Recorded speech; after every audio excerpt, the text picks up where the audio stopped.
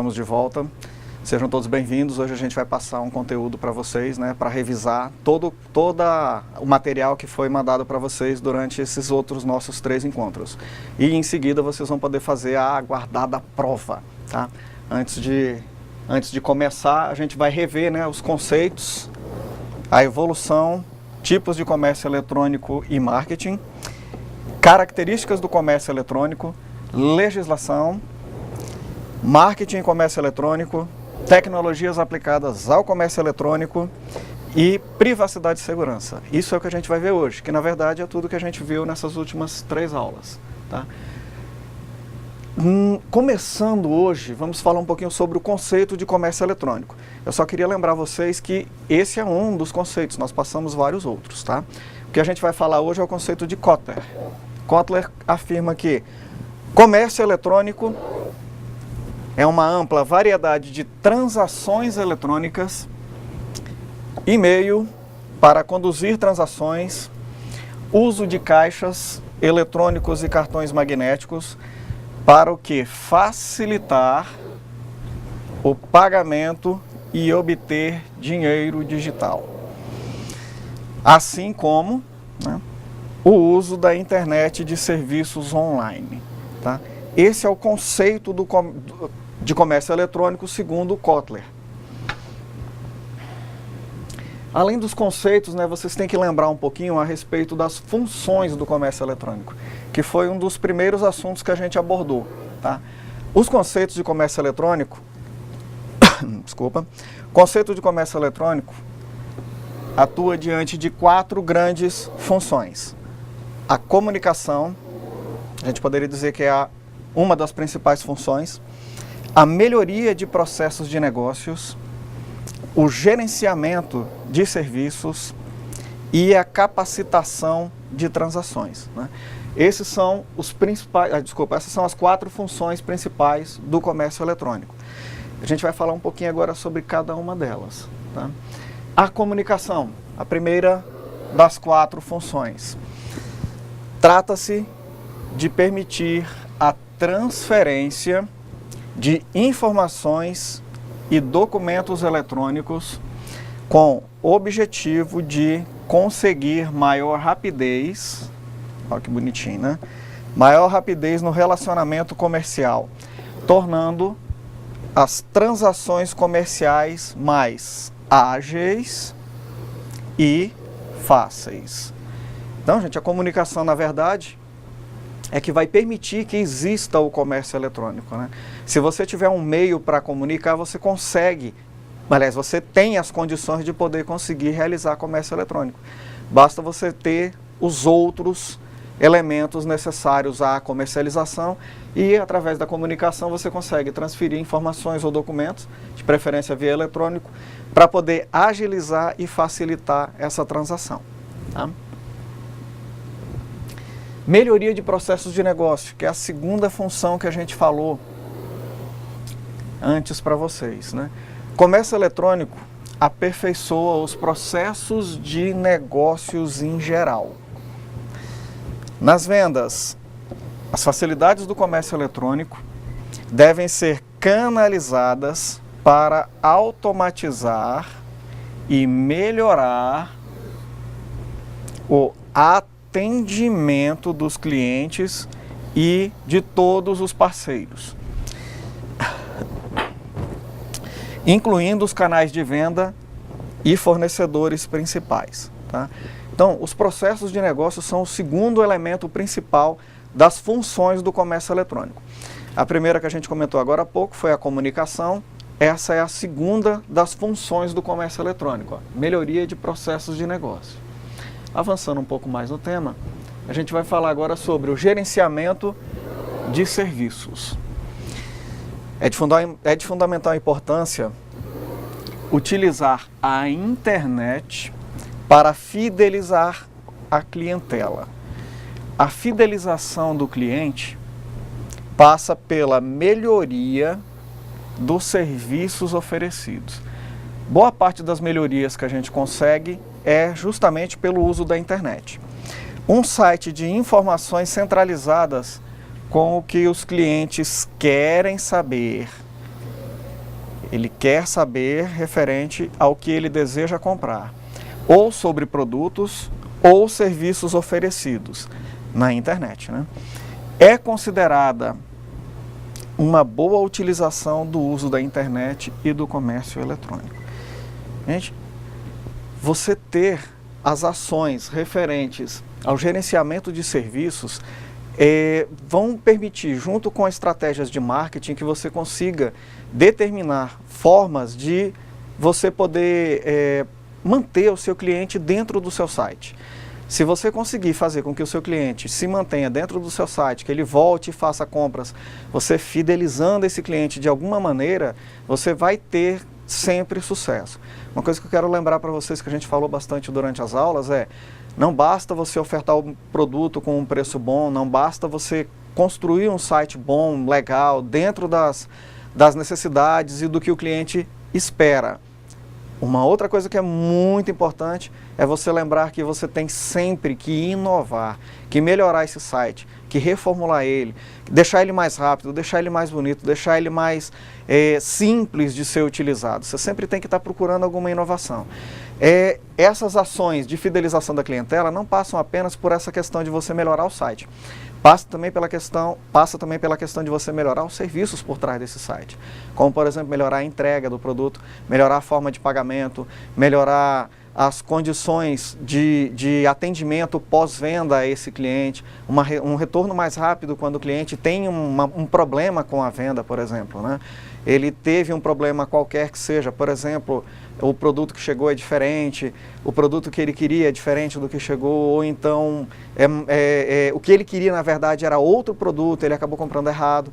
Esse tipo de detalhezinho, se você tiver condições de melhorar isso, você está fazendo estratégia de gerenciamento de serviço e assim consegue fidelizar mais ainda o seu cliente, né? Lembrando que se você vai fazer um site, por exemplo, você sabe que o produto vai chegar em 6 dias, coloca um prazozinho maior lá no site, coloca 8 dias, que é para ter certeza que o seu cliente vai receber a mercadoria dentro do prazo. E assim ele ficar mais satisfeito até do que você pretende. Afinal, imagina a situação, você pede um produto, vai chegar em 10 dias, quando é no 4º dia o produto chega. O cliente fica até impressionado, né? Ele olha assim e fala, poxa vida, que bom que esse produto já chegou. Eu esperava ele só daqui a uma semana. Professora, temos alguma participação dos alunos por enquanto? Por enquanto ainda não, professor. Ainda não. Deixa eu aproveitar que eu parei, né? Eu queria saber se vocês foram lá ao site da antispam.br, foram lá no sitezinho da CERT, da cartilha.cert.br, deram uma olhadinha lá no site para ver aqueles videozinhos e gostaram da cartilha? Dá um retorno para a gente aqui no chat. Tá?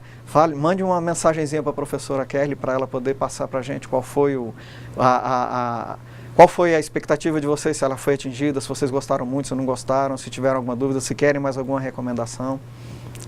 Se conseguiu também obter alguma informação, né? Se melhorou o conhecimento de vocês. Com certeza, melhorou, aprimorou o conhecimento daquilo que nós já falamos na aula passada, né?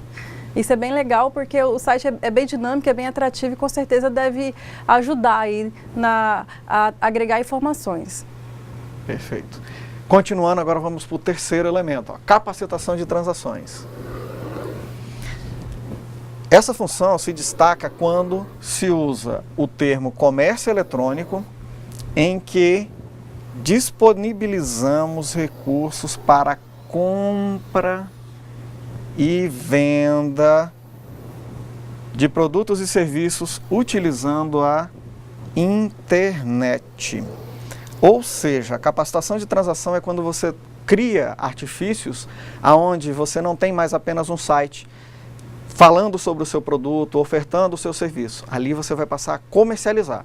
Você vai vender a sua mercadoria através da internet, então você está criando meios de capacitar essas transações.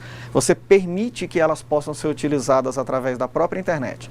Quando você faz essa ação de permitir que a sua venda seja realizada dentro do seu próprio site, isso é capacitar transações. Tá? Continuando o próximo slide, a última função, aqui já é a próxima, né? Já era a 4ª função e eu estava equivocado. Agora já são os tipos de comércio, né? Tipos de comércio eletrônico. Como a gente falou nas aulas, né, vamos abordar aqui um conceito de Potter e Turban. Tá? eles caracterizaram e é utilizado por todo o mundo praticamente os conceitos como sendo, os tipos, aliás, desculpa, como sendo o B2B, que é o Business to Business, o B2C, Business to Consumers, o C2B, Consumer to Business, o C2C, né? O C2C é o Consumer to Consumer. Vamos falar um pouquinho sobre cada um desses elementos a partir do próximo slide, tá? Nesse daqui a gente vai falar sobre o B2B, que é o primeiro tipo de comércio eletrônico listado, tá? No B2B, a negociação eletrônica ocorre entre empresas. Muito comum e é a modalidade que mais movimenta importâncias monetárias. Falando de um outro jeito, né? É aqui que está o dinheiro. Né? Se você é uma empresa e você vende para outras empresas, por exemplo, você é um distribuidor, você é um fabricante, você vai acabar tendo que utilizar o B2B para fazer seus negócios. Você não tem como público-alvo o usuário final, o cliente, você vai fazer provavelmente o uso de B2B. Nesse tipo de comércio, as transações são menos, né? Existem menos transações. Ao invés de você fazer 1 milhão de transações por mês, por exemplo, você faz lá 500 transações no mês. Em compensação, cada transação dessa movimenta muito mais recurso monetário do que movimentaria uma venda feita a um cliente, né? Então, imagine você sendo dono de uma empresa que vende aí, por exemplo, roupa.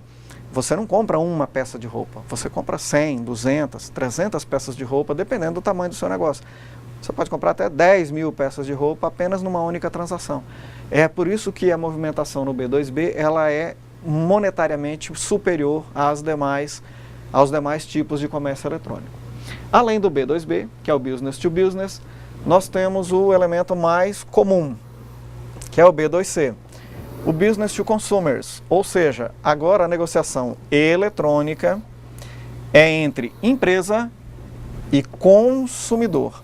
Ou seja, é quando você, que está usando o computador para fazer uma aquisição, entra no site de uma empresa qualquer, um site de uma venda, entra nessa loja, escolhe o produto, paga e aí você fez uso do B2C.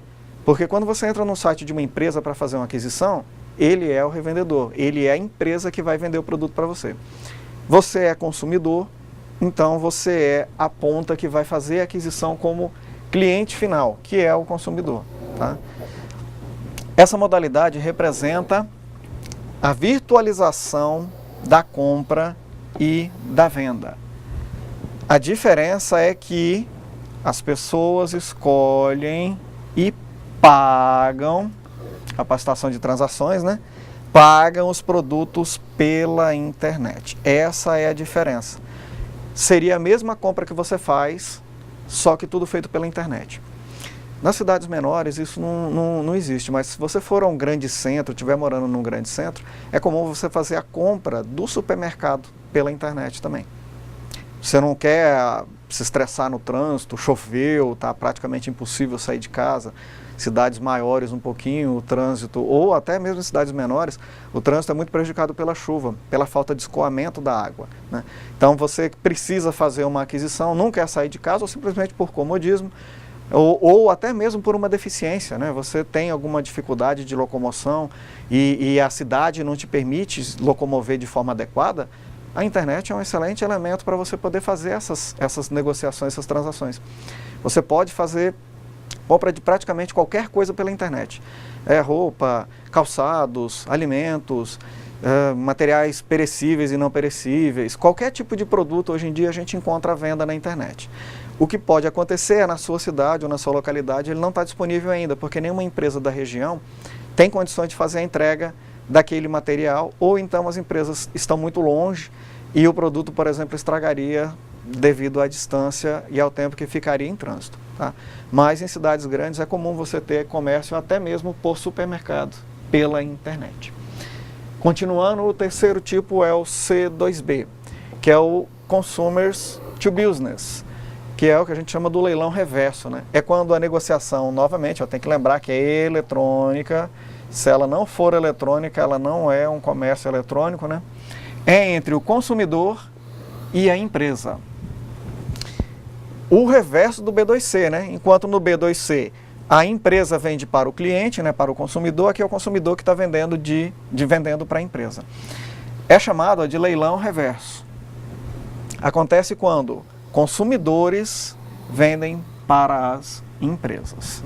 Essa modalidade começa a crescer no mercado, pois uma empresa que deseja adquirir um produto anuncia. Essa é a maneira mais fácil de encontrar e de fazer o C2B, tá? A empresa anuncia na rede a intenção de compra. E aí todos os consumidores que possuem um produto ofertam o preço para a empresa, tá? Ou seja, geralmente acontece não como um consumidor ofertando à empresa. A empresa fala, eu quero comprar tal coisa. Todo mundo que tiver conhecimento daquela aquisição pela internet vai e oferta lá mesmo no site de leilão, onde a empresa postou aquela proposta, né? Vai lá e coloca o preço que ela deseja na mercadoria. É por isso que é o leilão reverso. A empresa coloca, eu quero comprar tal produto. 1 milhão de unidades desse produto. Todo mundo que tem condições de fornecer aquele produto, fornecer aquela quantidade, ele vai se dispor a vender para a empresa e vai dizer, o meu preço para esse produto é tanto. Calma que eu não encerrei o leilão ainda não. Até sexta-feira, se outra pessoa fornecer um preço mais barato, eu fecho com ele. E aí fica aquele leilão, né? Alguém oferta mais barato, aí o primeiro que ofertou volta lá e fala, calma lá que eu posso te dar um desconto nesse preço. É por isso que chama leilão reverso, aonde o consumidor, nesse caso, é quem está vendendo para a empresa. Tá? Continuando mais um pouquinho. O último tipo de comércio eletrônico é o C2C, aonde um consumidor vende para um consumidor. Negociação eletrônica, tem que lembrar que a eletrônica, senão não é o C2C, né? Entre consumidores.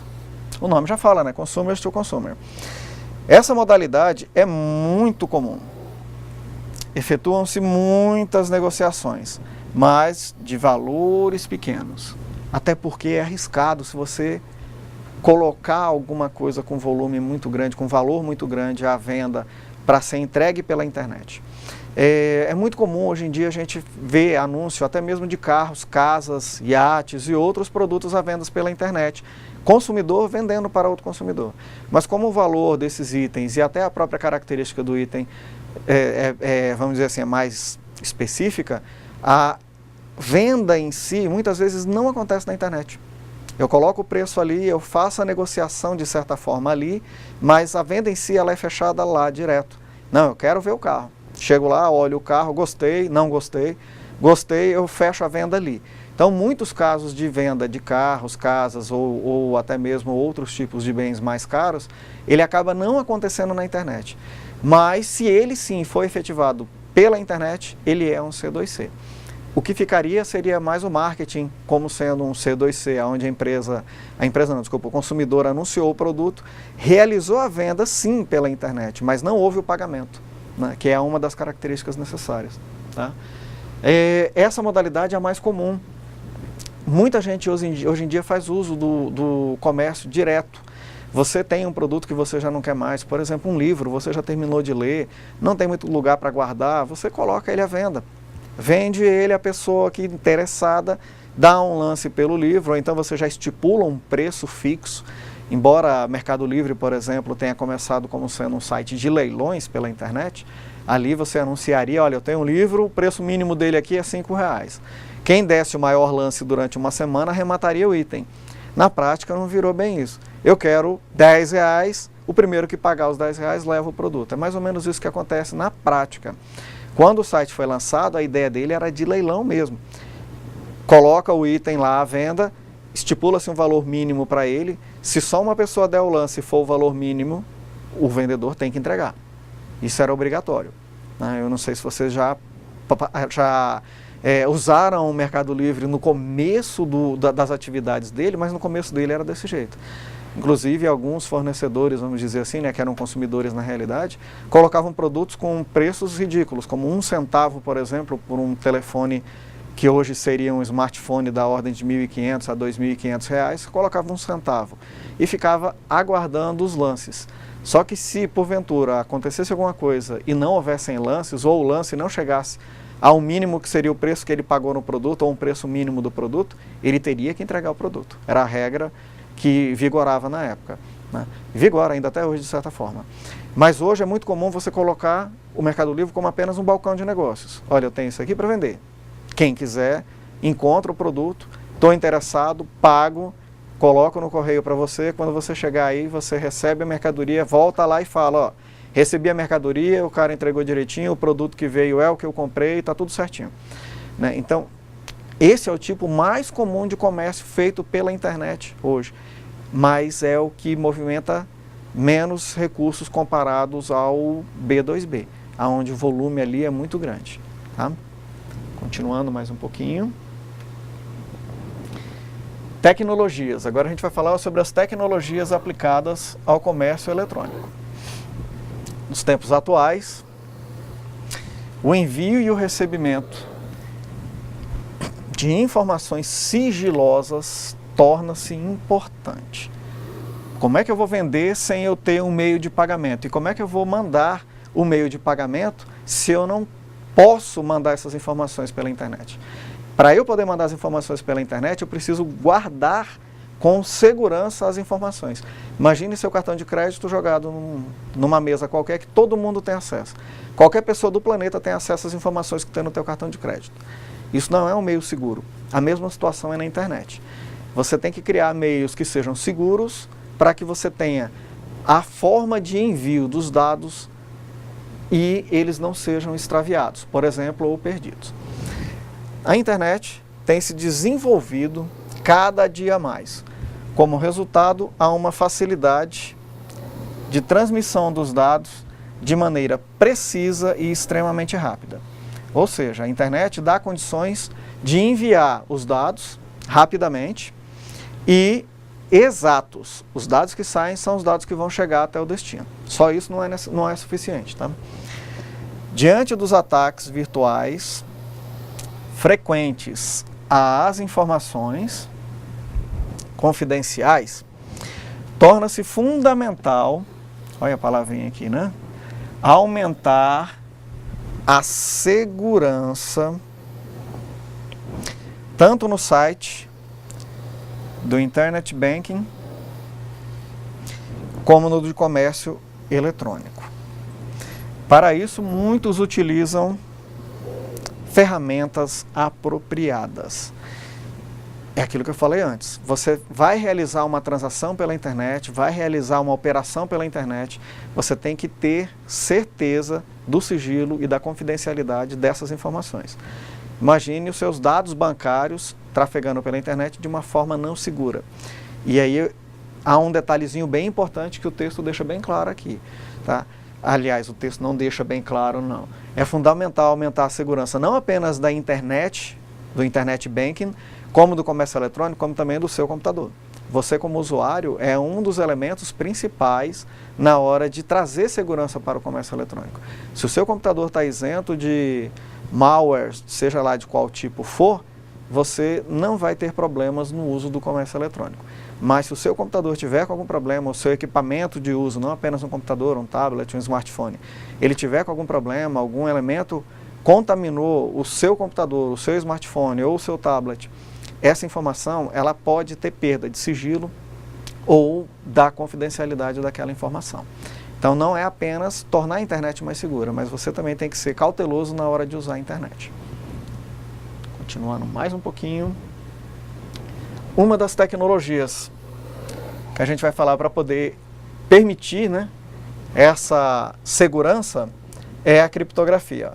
A criptografia é um conjunto de normas e técnicas cujo objetivo é codificar uma informação de forma que apenas o emissor e o receptor possam acessá-las, não permitindo que terceiros possam interpretá-las de maneira alguma. Com isso, diversas técnicas são utilizadas e muitas outras são desenvolvidas ao longo do tempo. Eu me lembro que a gente falou isso daqui, tá? A criptografia é um dos principais recursos para enviar as informações pela internet. Existem várias técnicas, várias maneiras diferentes e várias maneiras, né, vários softwares para poder permitir o uso da criptografia. Ela é um dos principais elementos de segurança na hora de fazer o envio de dados pela internet. É comum, inclusive, criptografar os dados dentro do próprio computador. É muito comum hoje em dia a pessoa ter um notebook. Se você tem um sistema operacional melhor, mais profissional, vamos colocar assim, você pode habilitar no seu computador, até mesmo no seu smartphone, o recurso de criptografia. Assim, se você perder o seu computador, somente quem tiver a senha correta vai conseguir acessar e ver os seus dados. Ah, mas se eu perder, o cara tira o HD, põe em outra máquina. Pois é, esse é o detalhe.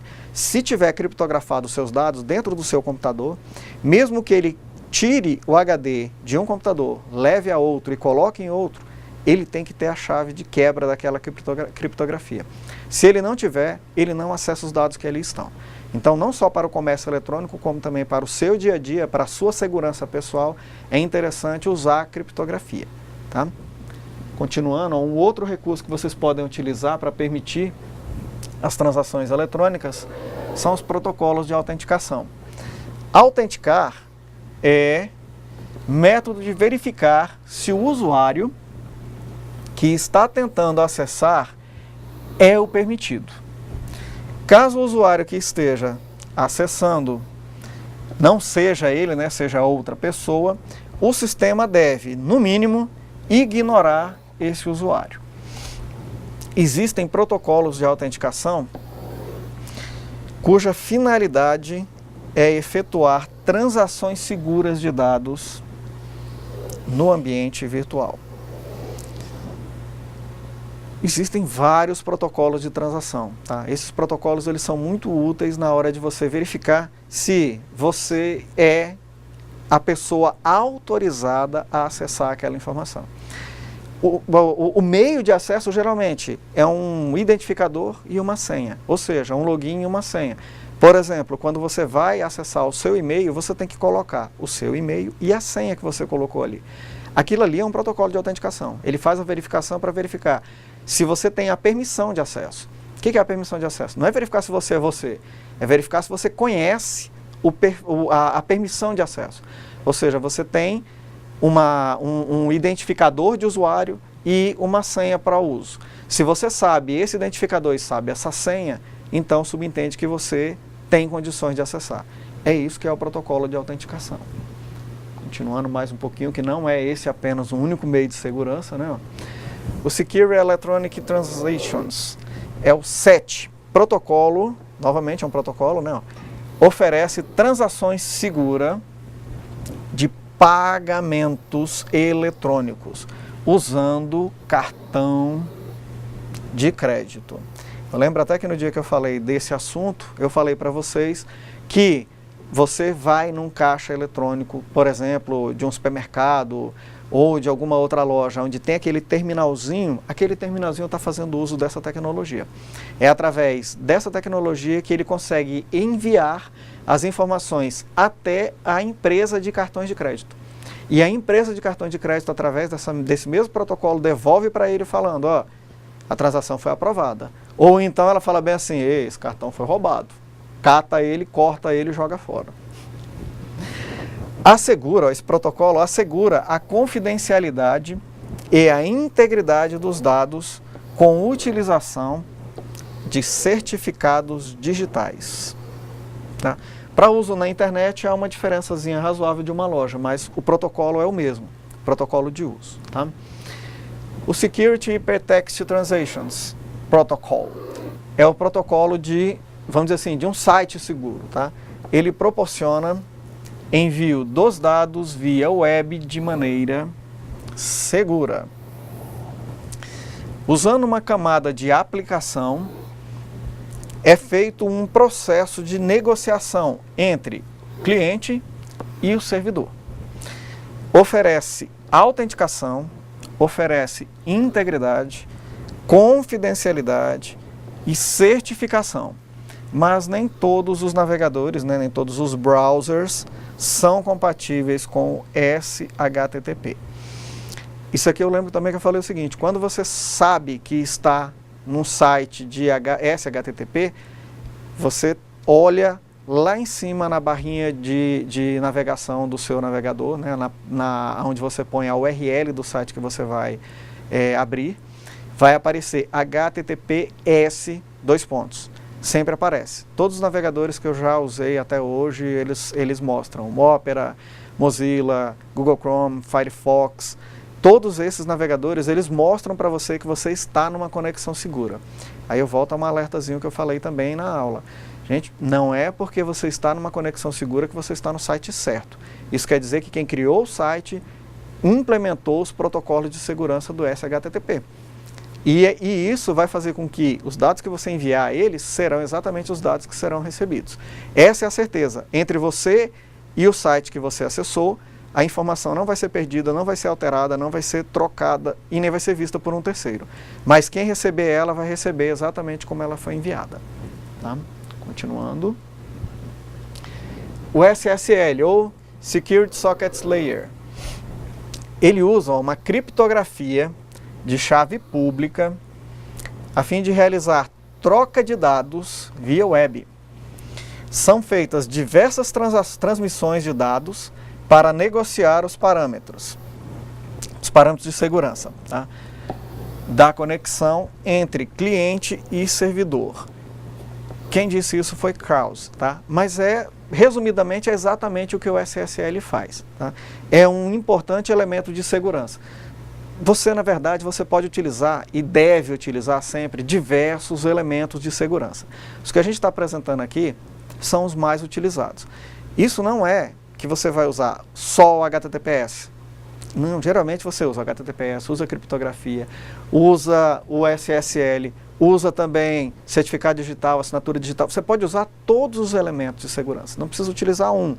Aliás, você geralmente deve utilizar todos os que estiverem à sua disponibilidade. E ainda buscar por algum mais recente, inclusive. Tá? Continuando mais um pouquinho. Ó, já falamos agora do certificado digital, agora vamos falar sobre ele detalhadamente. Ó. Atividade de reconhecimento em meio eletrônico, que se caracteriza pelo estabelecimento de uma relação única, exclusiva e intransferível entre uma chave de criptografia e uma pessoa física, jurídica, máquina ou aplicação. Esse reconhecimento é inserido em um certificado digital por uma autoridade certificadora. Isso é um elemento de segurança muito importante. A maioria dos bancos utiliza certificação digital. Tá? É importante você lembrar o seguinte, que é um serviço que você tem que adquirir. Você vai pagar por ele para poder utilizar esse recurso. Assim como diversos outros de segurança também que você vai pagar e eles vão ser caros. Mas é importantíssimo, se o tipo de produto que você vai ofertar, ou o tipo de serviço que você vai ofertar, ele é um serviço que exige um pouco mais de segurança, o certificado digital é elemento primordial. Diversas são as transações que utilizam certificado digital. Tá? Até mesmo a Receita Federal hoje em dia ela está criando elementos para que você possa fazer a sua vida financeira, né, para a declaração de imposto de renda anual, que ela seja mais fácil através do eCPF. Ali, na verdade, você não está comprando um certificado digital, mas você está utilizando um sistema que permite uma identificação única. É como se fosse um tipo de certificado digital que eles criaram para identificar você como sendo o usuário daquele produto ou serviço. Tá? A assinatura digital. Eu tenho a impressão que esse é o último elemento de tecnologia da segurança. Tá? Tecnologia oferece a certeza de que a informação foi enviada da origem correta e a receptora reconhecerá a origem. qualquer alteração nos dados resultará em um resumo diferente, constatando a ocorrência de adulteração das informações. Quem disse isso foi Alecrim, tá? Então, olha só, a assinatura digital é uma maneira de você certificar que a transmissão ocorreu de forma adequada, tá? Um elemento interessante da assinatura digital que muita gente confunde, eu falei isso na aula também. A assinatura digital não é você digitalizar a sua assinatura, tá? A assinatura digital é um elemento que você cria eletronicamente através de uma entidade própria para isso. Continuando mais um pouquinho. Professora, nenhuma intervenção dos alunos? Quanto ao site Antispam, né? Os alunos do Polo de Presidente Médici falaram que entraram no site, gostaram bastante, achou as informações todas úteis, leram as cartilhas e os vídeos e achou bastante interessante. Muito bem, e sobre parabéns o tema, ao presidente. É verdade, presidente Médici, né? E sobre esse tema, é assim, extremamente importante. Já falamos bastante sobre ele na aula passada, né? Na segunda aula, né? Falamos sobre... Na segunda aula. Isso, é um tema bastante importante e que merece um cuidado especial, né? Exatamente. A gente tem um slide fora do lugar aqui. Isso aqui é legislação, ainda falta falar sobre comércio eletrônico, tá? Então eu vou pular ele rapidamente, tá? Conceito de marketing. Agora a gente vai falar sobre o marketing, que foi assunto, se eu não me engano, da nossa terceira aula, a aula da semana passada. Marketing é a arte e a ciência da escolha de mercados-alvo e da captação, manutenção e fidelização de clientes por meio da criação, da entrega e da comunicação de um valor superior para o cliente. Novamente é Kotler, né? Ele quem conceitou o comércio eletrônico para a gente. Lembre-se que marketing não é apenas eletrônico. Ele não acontece apenas no ambiente virtual. Quando a gente fala em marketing, a gente fala marketing apenas, tá? Mas, quando a gente faz uso do marketing no comércio eletrônico, você tem ferramentas que vão facilitar muito você poder proliferar o seu marketing de uma forma muito mais eficiente, atingindo uma quantidade de pessoas muito maior.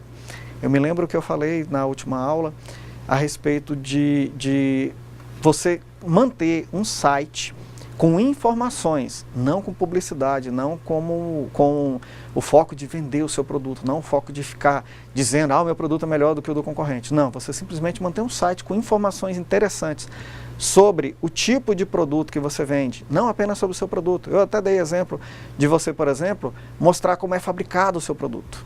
Vou dar um exemplozinho mais simples. Você trabalha com materiais feitos de vidro. Muita gente, por exemplo, nunca viu como é que você faz, por exemplo, um copo, como é que faz uma taça, como é que faz até mesmo um peixe, por exemplo, de vidro. A pessoa olha aquilo, ela até já ouviu falar, você derrete a areia com não sei o que, 1000 graus, e aí, sim, e aí? Como é que faz para fazer o formato, né? Então, para você criar aquela forma, é um processo muito interessante. E você colocar isso, por exemplo, no seu site, se o seu site tiver alguma coisa a ver com isso, vai fazer com que o seu cliente esteja sempre ali querendo uma informação interessante para ele. Então, você fidelizar o cliente, às vezes, não é apenas você ofertar o melhor preço ou a melhor condição de entrega. Às vezes, fidelizar o cliente é uma coisa muito mais profunda. E o marketing trata justamente sobre isso, tá? Características do marketing. Buzz Allen e Hamilton colocam o seguinte: compreender a característica do setor.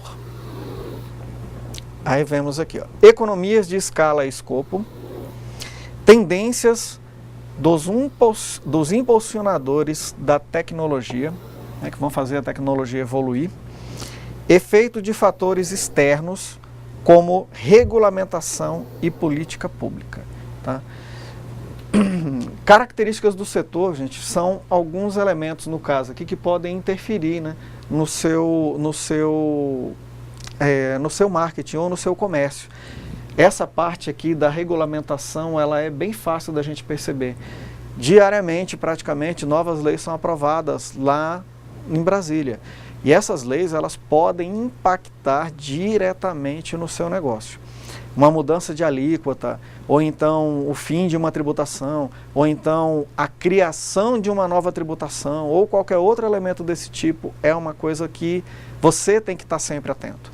Quando ele fala aqui também, ó, tendências dos impulsionadores da tecnologia. Uma nova tecnologia foi criada, uma coisa que pode revolucionar o mercado. Pode fazer com que o seu produto, por exemplo, se torne um produto obsoleto. Do que adianta você ofertar, criar tecnologias, criar marketing, criar toda uma estrutura para vender um produto que vai se tornar obsoleto, por exemplo, em alguns dias por conta de uma nova demanda, uma nova tecnologia criada. Então, esses elementos são muito importantes você observar na hora que você vai fazer o seu planejamento de marketing. Ainda segundo Buzz Allen e Hamilton, compreender o tamanho e as necessidades de crescimento do mercado. Mercado-alvo atual, características do segmento-chave, mercado doméstico versus global, necessidades implícitas e explícitas do mercado. Esses elementos são importantíssimos para você poder definir as suas estratégias, a maneira com que você vai fazer o seu planejamento de marketing. Você saber quem é o público para quem você pretende vender a sua mercadoria, isso é um elemento chave na hora de você poder fazer qualquer plano. Se você não souber qual é o seu cliente, você vai dar tiros aos montes e provavelmente não vai acertar ninguém. Ou se acertar, vai ser só de raspão. Você precisa acertar o seu público-alvo em cheio. Se você fizer isso, você arrebanha uma clientela grande e consegue um volume de vendas muito bom. Tá? Além do mais, ó, você definir se o seu mercado vai ser um mercado local, ou um mercado global, ou regional, também é uma maneira de você poder atingir melhor o seu público. Imagine que o pessoal do Nordeste, por exemplo, tem uma mentalidade de negociar diferente de quem está na região Centro-Oeste, que é diferente de quem está na região Norte, que também é diferente de quem está na região Sul. Se você quer atingir pessoas apenas numa região, às vezes a linguagem que você vai utilizar, ela tem que ser às vezes mais simples, ou ela tem que ser às vezes mais direta, né? Então você tem que saber aonde é que você quer vender o seu produto para você definir a estratégia que você vai utilizar, tanto na venda do seu produto quanto no comercial que você vai fazer para o seu produto. Até mesmo o texto que você vai colocar, a maneira como você vai colocar esse texto, pode fazer a diferença na hora de você ter um retorno desse negócio que você está pretendendo fazer. É conhecer, tá, o cliente e conhecer o mercado onde ele está, né? Exato, que o mercado e para assim conseguir atingir aquele mercado, atingir aquele cliente da forma correta. É extremamente importante. Se você não conhece o seu cliente, você não vai conseguir fazer com sucesso os negócios que você pretende. Ainda, né, segundo Buzz Allen e Hamilton, posicionamento do concorrente. Ó. Não basta você conhecer o seu negócio, você tem que conhecer o teu concorrente também. Ó. Pontos fracos e fortes. Se você sabe quais são os pontos fortes e principalmente quais são os fracos, você pode atacar os fracos e melhorar os fortes, por exemplo. Produtos e serviços oferecidos, inclusive substitutos. Né? Vamos substituir um produto de um concorrente. Segmentos chaves objetivados. Políticas de preços e posicionamento. Opções de canal, acesso ao mercado, para os mercados atuais. Disponibilidade de canais, acesso aos segmentos-chave. Gente, são os elementos, as características principais do marketing. Se você dominar essas estratégias, esses métodos, se você se manter informado e se você se preparar adequadamente, você vai conseguir utilizar essas ferramentas de marketing para alavancar de uma maneira bem mais rápida os negócios que você pretende fazer. Tá? Mesmo que você não vá fazer uso de um portal para vender os seus negócios, o marketing ele vai servir para você em qualquer forma de negociação que você faça. Você pode até começar com uma loja física, até porque não tem condições de arcar com os equipamentos, por exemplo, para fazer o mercado via comércio eletrônico, que aliás eu acho que é mais fácil hoje em dia você fazer o comércio via eletrônico e depois virar uma loja real, do que você começar com a loja real e depois ir para o mercado virtual. Mas de qualquer maneira, o seu conhecimento sobre o mercado, sobre o seu cliente, sobre as condições dos seus concorrentes, vão fazer um diferencial muito grande na hora de fazer a negociação. Agora sim, acho que a gente vai para a legislação. Né? Em algum tempo atrás, o Brasil inovou trazendo uma legislação específica sobre o comércio eletrônico. Né? Aqui a gente tem um texto do Efraim Turban e do David King, que falam que poucas inovações na história da humanidade, ó, até o momento, né, reúnem tantos benefícios potenciais quanto o comércio eletrônico. Ó, vejam, ele não está falando de internet, ele está falando do comércio eletrônico. Tá? Limites normativos. Ó, vamos falar agora exatamente sobre o Decreto 7962 de 2013. O objetivo dele é regulamentar o CDC, que é a Lei 8.078 de 90. O Código de Defesa do Consumidor, né, que é o CDC. Para dispor sobre a contratação no comércio, aqui especificamente, né, no comércio eletrônico, mas tem que lembrar que ele ultrapassou os limites do poder regulamentar. O CDC, ele fala a respeito do comércio eletrônico, mas o decreto 7962, ele vai além disso, ele coloca coisas que a lei não falava que o decreto deveria regular. Né? Então existe um problema, vamos dizer assim, de ordem jurídica, que ainda não está pacificado. O objetivo do decreto 7962, ó, ampliar o nível de informações sobre os produtos, serviços e fornecedores na oferta em meio eletrônico. Atendimento ao consumidor na internet e suas reclamações. Direito de arrependimento nos contratos eletrônicos.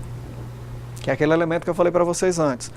O cliente desistiu do negócio, ele tem direito a devolver a mercadoria. No caso da compra feita pela internet, ele tem 7 dias da hora que ele recebe a mercadoria para ele devolver aquela mercadoria. E aqui no decreto ele dá exatamente quais são os termos em que isso acontece. Informações essenciais que tem que ter nos sites. Quanto à empresa ofertante, a empresa que está fazendo a oferta, nome empresarial, número de inscrição do fornecedor, quando houver, né, no CPF ou no CPMF. Endereço físico e endereço eletrônico. Informações necessárias para localização e contato. Esses elementos são essenciais na hora de fazer um site. O que mais? Quanto aos produtos ou serviços. Características essenciais do produto ou do serviço, incluídos risco à saúde e segurança dos consumidores. Não é apenas tamanho, medidas, cores, etc. Discriminação no preço de quaisquer despesas adicionais ou acessórias, tais como entrega, que é o frete, né? Ou seguro. Condições integrais da oferta, incluídas as modalidades de pagamento, disponibilidade de forma e prazo da execução do serviço ou da entrega do produto. Quantos dias vai levar para entregar o produto? Informações claras e ostensivas sobre quaisquer restrições à fruição da oferta. Ou seja, tem que ficar bem claro, tá, referentes às condições de entrega da oferta. Concluindo, né, faltam apenas um pouquinho, ó, falta o atraso na entrega do produto ou serviço, que é a execução física. Vício ou defeito no produto. Desconformidade com as características ou especificações do produto. Garantia e assistência técnicas, assim como as desistências ou arrependimentos dos consumidores, são os principais problemas na execução dos contratos eletrônicos. E esse foi o conteúdo que a gente tinha a passar para vocês. Eu espero que todos tenham estudado o conteúdo que a gente passou, que essa disciplina tenha valido para que o conhecimento de vocês tenha aumentado e que vocês façam uma excelente prova. Eu espero vê-los novamente em um outro vídeo, em uma outra aula, e tenham todos uma excelente prova. Passo a palavra para a professora Kelly. Boa noite para você, uma excelente prova e muito sucesso. Até mais, senhores.